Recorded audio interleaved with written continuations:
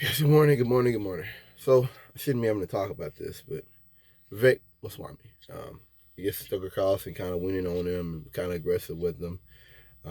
We need to understand something that I don't think America wants to elect an Indian, or Sikh, or Muslim, or Arab, any of that stuff. I think that, you know, he said some interesting, I think Vivek said something about ending aid to Israel, and people ran in on him. And in a reasonable society, what he said makes sense. We're things are changing than the conservatism of my age. Let's talk about it. Things are changing in that it used to be like Christian stuff, and that's changing slowly. Like they had the first step back under Obama, under Trump. I think Texas did something with the first time offenders or something. That was about money. It was about money, and not knocking it. I'm just making the point. These guys, when they see it saves money, eventually it'll come around. um, I think that Tucker Carlson, running down on Vivek Goswami, running down on RFK, it's intriguing to me because they're playing games to distract and to make Democrats look bad and to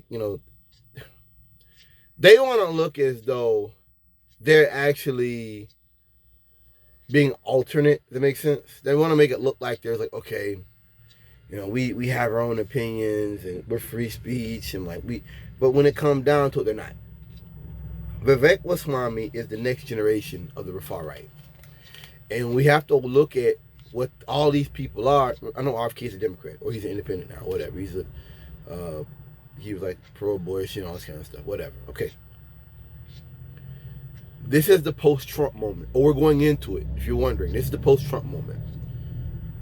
What happens next? Whether Trump goes to jail, whether he doesn't, whether he is, he's reelected, but whatever. I don't think people also understand the danger of him actually speaking at the primaries. Everybody's like, well, he's not going to be reelected. I think that him going back onto the primaries and speaking, I think anytime Trump speaks is dangerous. If you haven't noticed that yet, I think anytime Trump is allowed to speak in front of an audience of people, it's dangerous. And I mean, it looks like now he's going crazy, talking about Obama and Barack Hussein Obama for 5 minutes, and he's talking about things like that just don't make any sense.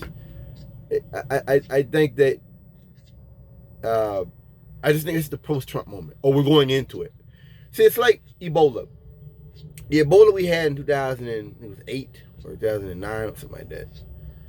No, later than that. Well, under Obama. That Ebola was different than the strain you had back in the 90s.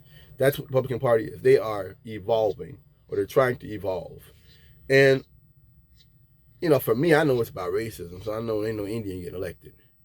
I know ain't no female, Nikki Haley, no female Sheik, or whatever you call it, is being elected. That's not going to happen. Not when it gets down to it. She's probably the only one that makes the most sense, which is actually surprising to me. See, Vivek, as well as the Republicans, are trying to put forward new ideas. But it's still this Christo-fascist movement or party that's going on. He isn't going to get anywhere. In a reasonable society, the things he said make sense about, Israel. Are we funding so much of them? He doesn't get it. That doesn't make sense. It isn't supposed to make sense. I just think that ultimately, when it comes down to it, I think when it comes down to it, you're watching the evolution of the post-Trump era, and if you had a concerted effort by Republicans to actually call out Trump's wrongs and his crimes and his many mistakes he committed when he was in office, maybe we could have a discussion about female Hindu or female Sikh or a male Indian running for president, or maybe we could have that discussion. We can't. As I said before, if I like these other conservatives, why vote for a black man? Why vote for an Indian? Why vote for Trump? Unless Trump has done something bad, which you're not saying. So Trump will be reelected. or he's going to the primary, I'd say, for them.